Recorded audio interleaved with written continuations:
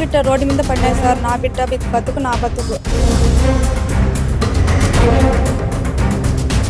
నేను ఎట్లా బతకాలో, నా కొడుకు ఎట్లా బతకాలనేది ఇంకా మీరే చెప్పాలి సార్.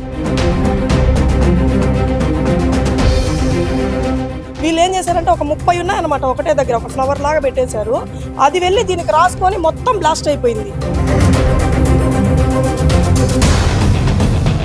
ఇప్పుడు ఆయన పరిస్థితి ఏంది? ఆ బిడ్డ చూస్తే చిన్న బిడ్డ. ఇప్పుడు పటాకు నుంచి ఒకటి పెట్టాల సింగిల్ గా, ఇదేమన్నా ఇదే ఎప్పుడు ఎన్నడూ మీరు అసలు చూడని కూడా చూడలేదన్న. ఇది పోలీసు వాళ్ళు ఒకటే మాట అంటున్నారు, మేము పర్మిషన్ ఇవ్వలేదు. ఒక సిలిండర్ బ్లాస్ట్ అయితే అంత ఫైర్ వచ్చేసింది. బట్ ఏంటంటే చాలా క్రిటికల్గా ఉంది, సీరియస్ మ్యాటర్. అది చెప్పలేమంటున్నారు డాక్టర్లు, అసలు చెప్పలేమంటున్నారు. కానీ ఎటువంటి రెస్పాన్స్ లేదు ఇక్కడ కూడా. అమౌంట్ కోసం ఉన్నాం మేము. అమౌంట్ కోసం అయితే లేదు కదా, అమౌంట్ కోసం అయితే మేము లేము. మాకు పేషెంట్ కావాలి, మాకు అతను కావాలా. ఆ బాబు పరిస్థితి ఏంటి, తర్వాత సిచ్యువేషన్ ఎట్లా ఉంటుంది, చదువు కట్ చేయింది, ఆ చదువు ఇచ్చేది ఎవరు?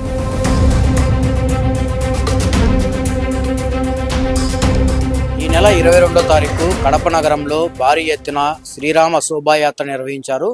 ఈ యాత్ర మార్నింగ్ స్టార్ట్ అయ్యి ఈవినింగ్ వరకు బాగా సాగినప్పటికీ రాత్రి 7 రోడ్ సర్కిల్లో బాణాసంచా కాల్చడంతో ఒక సెక్యూరిటీ గార్డుకు తీవ్ర గాయాలయ్యాయి. ఆయన ప్రజెంట్ కడప రిమ్స్ హాస్పిటల్లో ఐసీలో కొద్దిగా సీరియస్గానే ఉంది ఆయనకు. ఇప్పుడు వాళ్ళ కుటుంబ సభ్యులు ఉన్నారు, వాళ్ళని అడిగి మరిన్ని విషయాలు తెలుసుకుందాం. అమ్మా చెప్పండి, ఈ ప్రమాదం ఎలా జరిగింది? అది పనికి పోయినాడు సార్ సెక్యూరిటీ గార్డ్ గా. అక్కడ శోభయాత్ర జరుగుతా ఆ బాణసంచారం తగిలి అది కడుపులోకి వచ్చి పొట్ట పగిలి పేగులను బయటకు వచ్చాయి. తీసుకుని ఎమర్జెన్సీగా తీసుకొచ్చి రిమ్స్ కు తీసుకొని వచ్చి అడ్మిట్ చేశారు సార్. మేము ఏం చేసుకుని కూలి పని చేసుకుని బతికేటాళ్ళం సార్. ఇద్దరం, నేను మా ఆయన. మాకు 5 ఏళ్ల బాబు ఉంది సార్, చిన్న బాబు. అతను పోయినాడు, నేను పోయేతలకి మాకు ఎవరు లేరు సార్ దిక్కు. మా పరిస్థితి ఏంది సార్? ఇంకా మీరే చెప్పాలి సార్. మీరే. ఆయన ఎప్పటి నుంచి అక్కడ సెక్యూరిటీ గార్డ్ గా విధి నిర్వహిస్తున్నారు? ముందు డిస్లో చేస్తున్నాడు సార్, ఇప్పుడు డిస్లో లేదు. కానీ ఇప్పుడు సెక్యూరిటీ గార్డ్ గా 3 ఏళ్ల నుంచి వేరే అతను పెట్టి కాంట్రాక్ట్ పెట్టి అతనికి కూడా పనిచేస్తున్నాడు సార్ 3 ఏళ్ల నుంచి. ఆయన పరిస్థితి అయితే మనం చూడొచ్చు, చాలా సీరియస్ గానే ఉందని అర్థమవుతుంది. మిమ్మల్ని ఎవరన్నా వచ్చి, అంటే ఇన్సిడెంట్ జరిగినప్పటి నుంచి మిమ్మల్ని వచ్చి ఎవరన్నా మీకు ధైర్యం గానీ ఏదన్నా ఆర్థిక సాయం చేస్తామని ఎవరన్నా మాట్లాడారా? మేడం వచ్చింది సార్, మేడం వచ్చి చెప్పారు, మేము చూసుకుంటామని చెప్పారు సార్. వచ్చారు సార్, చూసి చెప్తారు, మేము ఉన్నామా, మేము చూసుకుంటామని చెప్పి వెళ్ళారు సార్. నిన్న వచ్చి. మీరు ఇంత జరిగింది కదమ్మా, మీరు ఇంకా ఏమన్నా చెప్పాలనుకుంటున్నారా? ఏం చెప్పేది ఏముంది సార్, మా బతుకు ఇట్లా రోడ్డు మీద పడినాయి సార్. నా బిడ్డ బతుకు నా బతుకు. అది ఇంకా ఎవరు ఏం చేస్తారో అది దేవుడికే తెలియాలి సార్. మా బతుకులు ఇట్లా అయిపోయినాయి. మమ్మల్ని ఆదుకునేటోళ్ళు ఎవరు లేరు సార్. మా పరిస్థితులు ఇట్లా అయిపోయినాయి. మేము అనాథలం అయిపోయినాం సార్. నేను, నా బిడ్డ, నా చిన్న బిడ్డ సార్, 5 ఏళ్ల బిడ్డ. నేను ఎట్లా బతకాలో, నా కొడుకు ఎట్లా బతకాలనేది ఇంకా మీరే చెప్పాలి సార్. న్యాయం చేయాలి సార్. ఒక సెక్యూరిటీ గార్డ్, ఒక చిన్న కుటుంబం, అంటే ఒక సెక్యూరిటీగా పనిచేస్తున్నారు అంటే మనకు అర్థమవుతుంది. ఇలాంటి వాళ్ళకు ఇలా జరిగింది అంటే మీరేం చెప్తారు? నేనైతే ఒకటే చెప్తాను సార్. అన్న వచ్చేసి సెక్యూరిటీ గార్డ్ గా పని చేసుకుంటా ఉన్నాడు. అప్పుడే 7 గంటలప్పుడు పోయాడు పాపం. అరగంట లోపల ఆయన పని మీద ఆయన ఉన్నాడు. ఉంటే అది వచ్చేసి ఒకటే సింగిల్ గా పటాకు పెట్టుంటే మాత్రం అది జరుగుండేది కాదు. వీళ్ళు ఏం చేశారంటే ఒక 40 వచ్చేసి పక్కన పెట్టుకున్నారు. ఎవరైనా దూరం పెట్టుకొని దూరం నుంచి దాన్ని తీసుకొచ్చి వెలిగిస్తారు. ఎక్కడైనా నేను చూసింది. వీళ్ళు ఏం చేశారంటే ఒక 30 ఉన్నాయన్నమాట ఒకటే దగ్గర, ఒక ఫ్లవర్ లాగా పెట్టేశారు. అది వెళ్ళి దీనికి రాసుకొని మొత్తం బ్లాస్ట్ అయిపోయింది. అక్కడెక్కడో కూర్చో ఉండే ఆయనకి అంతగా తగిలింది పాపము. ఇప్పుడు ఆయన పరిస్థితి ఏంది? ఆ బిడ్డ చూస్తే చిన్న బిడ్డ. నేను చిన్న బిడ్డప్పటి నుంచి వాడిని సాకా. నేను కూడా వాడిని చూసుకున్నా. నేను కూడా ఒక తల్లితో సమానమే వాడికి. అలాంటిది ఆ మనిషి చూస్తే ఆడ మనిషి, బయటికి పోయేదానికి లేదు. ఇప్పుడు అతనికి ఏదైనా ఒక ట్రీట్మెంట్ జరుగుతుంది, బెస్ట్ గానే జరుగుతుంది రిమ్స్ లో, నేను కాదనట్లేదు. అతనికి ఏదన్నా ఇష్యూ అయితే, అతనికి ఏదన్నా, ఆమెకి ఏంటి పరిస్థితి, బయటికి పోలేదు. ఒకవేళ బాగా అయ్యి ఒకవేళ ఇంట్లో పెట్టుకున్నా కూడా 3 times ఏదో ఆపరేషన్ చేయాలంటున్నారు. అదొకటి. 1.5 year ఆయన మంచం మీద నుంచి బయటికి లేలేడు. ఆమెకి ఎట్ట జరగాలి, ఆమె ఆధారం ఏంది, అదొక్కటే నేను అడుగుతున్నాను. ఏదో మీరు ఏం చేస్తారో చెయ్యండి. చేసే పని అయితే ఆ హామీ ఏదో ఇప్పుడే ఇస్తే మాకు బాగుంటుంది. ఇప్పుడు మేము ఎంతకాలం ఉంటాం? మేము ఇలాగే ఉండలేం కదా, ఈ దగ్గర ఉండలేం కదా. మాకు పని ఉంటే మేము వెళ్ళిపోవాలి కదా అని నేను అదొక్కటే అడుగుతున్నాను. మేమేం అడగట్లేదు. ఆమెకు బతుకు తెరువు ఏడన్నా ఒక ఏదన్నా వేసి ఎంతో మందికి ఇస్తున్నారు కదా. ఆమెకి ఏదన్నా ఉద్యోగమో ఏదో ఒకటి వేసి ఆ బిడ్డకి ఏదన్నా చేయండి సార్ అని అడుగుతున్నాను నేను, అంతే. ఏముందన్నా, 15 years తర్వాత బాబు పుట్టినాడు. 15 years వరకు వాళ్ళకి పిల్లలు కూడా లేరు. ఇప్పుడు 6 years 5 years బాబుకి వాళ్ళ జీవితం నాశనం అయిపోయిందన్న. ఇప్పుడు ఒక ఫ్లవర్ ఇప్పుడు పటాక నుంచి ఒకటి పెట్టాలా సింగిల్ గా, ఇది ఏమన్నా ఇదే ఎప్పుడు ఎన్నడూ మేము అసలు చూడని కూడా చూడలేదన్న. ఇది పర్మిషన్ అసలు పోలీసు వాళ్ళు ఒకటే మాట అంటున్నారు, మేము పర్మిషన్ ఇవ్వలేదు అన్నప్పుడు ఎందుకు ఇవన్నీ చెప్పు. 30 రాకెట్స్ పైన పెట్టినారు. ఆ వీడియో చూస్తే మీరు, ఒక సిలిండర్ బ్లాస్ట్ అయితే అంత ఫైర్ వచ్చేసింది. అసలు హాస్పిటల్ ఆడ డ్యూటీ కాడ కూర్చున్న మనిషి పోయి తగిలింది. ఇప్పుడు వాళ్ళ పరిస్థితి ఏందో చెప్పండి, మీరే చెప్పండి. ఆ అమ్మాయికి ఏదో ఉద్యోగం తెప్పించి ఆ పిల్లోనికి చేయమని మేము చెప్తా ఉన్నాము. ఫిక్స్డ్ డిపాజిట్ ఏదో అమౌంట్ ఆ పిల్లోనికి చేసి ఈమెకి ఏదైనా ఒక జాబ్ ఇప్పియండి అని చెప్పి అడుగుతున్నాము. మొన్న నైట్ నుంచి వస్తున్నారు, చాలా మంది వస్తున్నారు, వచ్చి అది చేస్తాము ఇది చేస్తామని చెప్పి వెళ్తున్నారు. అంతే, చెప్పడం కాదు మాకు కావాల్సిందేదిగా. మేము ఇది చేస్తాము, ఈ జాబ్ ఇప్పిస్తాము, పిల్లోనికి ఇది ఇస్తాము, ఇది చేస్తాము అనేవాళ్ళు మాకు కావాలి. ఇక్కడ వచ్చి చూసి పోతున్నారు అంతే. ఇక్కడ ఎటువంటి రెస్పాన్స్ అనేది లేదు. వాళ్ళని వచ్చి మాట్లాడి వెళ్ళడం కాదు, వాళ్ళకి ఇది చేస్తాం, మేము ఇది ఇస్తాము, పిల్లోనికి ఇది ఈ విధంగా చూసుకుంటామని చెప్పేవాళ్ళు ఎవరు లేరన్న. బట్ ఏంటంటే ఈ శోభయాత్ర చేయడం వల్ల ఈ పటాకులు పేలినాయి కదా, దానివల్ల ఈ ఇష్యూ జరిగింది కాబట్టి చాలా మంది నాయకులు వచ్చారు, ఇది చేస్తా అది చేస్తా అని చెప్పారు అంతవరకే, కానీ ఎటువంటి రెస్పాన్స్ అయితే లేదు మాకు. బట్ ఏంటంటే చాలా క్రిటికల్గా ఉంది, సీరియస్ మ్యాటర్. అది చెప్పలేమంటున్నారు డాక్టర్లు, అసలు చెప్పలేమంటున్నారు. దీన్ని ఏ విధంగా కానీ వాళ్ళు ప్రజల దగ్గరికి తీసుకోవడము జరగడం అన్నీ జరుగుతున్నాయి, కానీ ఎటువంటి రెస్పాన్స్ లేదు ఇక్కడికి రావడం. బట్ ఏంటంటే ఇది చెయ్యాలా, ఎట్లా ఒకటి చేసి మాకు ఏదో ఒక న్యాయం చేయండి. చాలా చిన్న బాబు అడిగి ఎక్కడ పోయినా అదేం చెప్తున్నారు కాబట్టి మేము ఇక్కడే ఉన్నాము. వాళ్ళు కూడా వచ్చి వాళ్ళు ఫస్ట్ లో సరే వాళ్ళు రావచ్చు కదా, ఈ శోభయాత్ర కమిటీ మెంబర్స్ వచ్చేసి అక్కడే ఉన్నారు కదా, అక్కడ బ్లాస్ట్ అయినప్పుడు అక్కడ నుంచి మంచి హోలిస్టిక్ మంచి ఉన్నాయి, బట్ అక్కడ చూపించచ్చు కదా.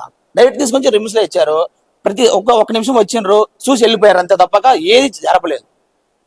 అంటే అక్కడ ప్రమాదం జరిగినప్పుడు ఎవరన్నా తక్షణమే స్పందించారా?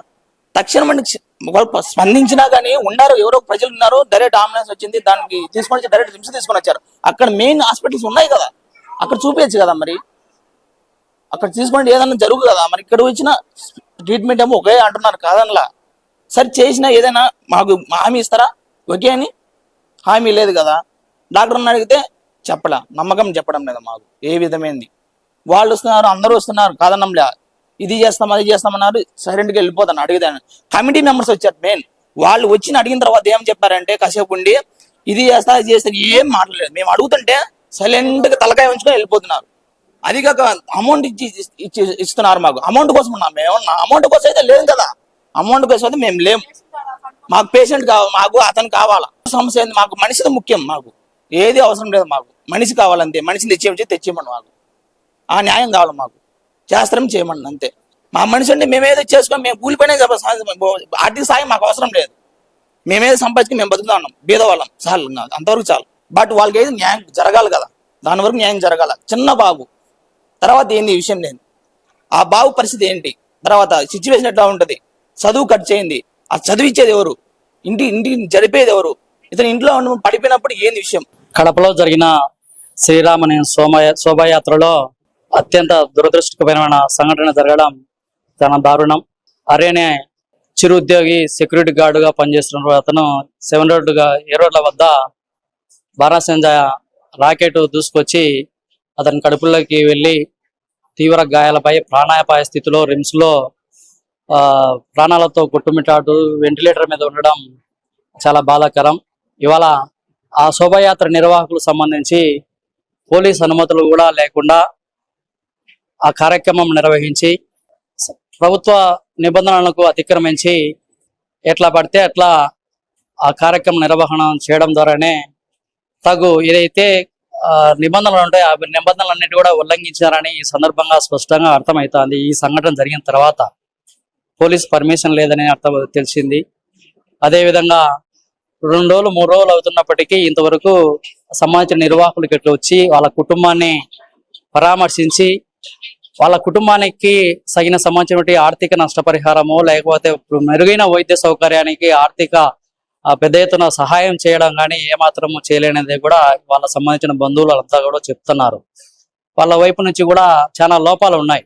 3 రోజులు జరుగుతున్నప్పటికీ ఏదైతే ఆ శ్రీరాముని శోభాయాత్రకు 50,000 పైబడి లక్షల రూపాయలు పోటాపోటీగా చందాలు ఇచ్చినటువంటి చందాదారులు ఎవరైతే ఉన్నారో, ఎవరైతే హిందువులు అంతా ఏకం కానని చెప్పి ఇదైతే నినాదంతో ఆ డబ్బులు సంబంధించి చందాలు వేసుకుని పెద్ద ఎత్తున కార్యక్రమం నిర్వహించారో, ఆ కార్యక్రమం నిర్వహించడంతో పాటు మానవత్వంగా ఒక నిండు ప్రాణం ఇవాళ చిరుద్యోగి కుటుంబం ఇవాళ వీధిన పడుతూ, చిన్న పిల్లోడు ఉన్నాడు, వాళ్ళ భార్య సంబంధం దాంట్లో వాళ్ళ కుటుంబం కూడా ఆర్థిక ఇబ్బందులతో, సెక్యూరిటీ గార్డ్ అంటే నెలకు 10,000 చొప్పున 10,000 లోపే ఉంటది. అత్యవసర బతుకులు వాళ్ళ సంబంధించిన ఇళ్లలో పనిచేసుకుంటాడు, వాళ్ళ భార్య సంబంధించి ఇతను చిరుద్యోగ సెక్యూరిటీ గార్డ్ గా ఉండి బతుకు ఈడుస్తున్న పరిస్థితి. ఈ చిరుద్యోగి ఉన్నట్టుండి అర్ధాంతరంగా ఇవాళ తీవ్ర గాయాలపై ప్రాణాపాయ స్థితిలో ఉన్న నేపథ్యంలో ఈ కుటుంబాన్ని ఆదుకోవాల్సిన కనీస బాధ్యత ప్రభుత్వానికి నిర్వాహకులది. ప్రమాదం జరిగినప్పటి నుంచి అరాకొరగా వచ్చి పలకరించడం తప్పితే మాకు ఒక భరోసా ఇక్కడ ఎవరు కల్పించట్లేదు.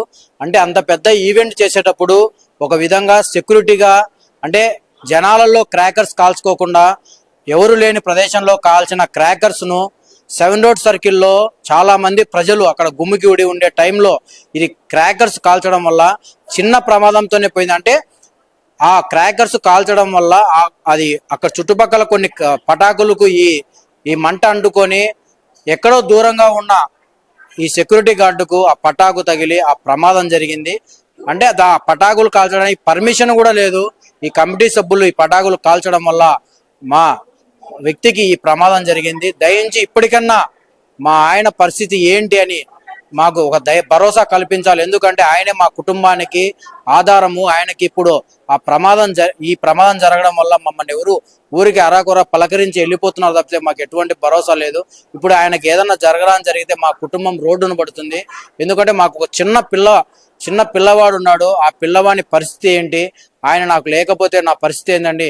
ఆయన భార్య కూడా మనతో తీవ్ర ఆవేదన చెందుతుంది. ఇప్పటికైనా కమిటీ సభ్యులు కావచ్చు, రాజకీయ నాయకులు కావచ్చు, ఎవరైనా స్పందించి మాకు ఏదైనా ఒక భరోసా చూపించాలని చెప్పి ఇక్కడ బాధితులు మనకు చెప్తున్న పరిస్థితి.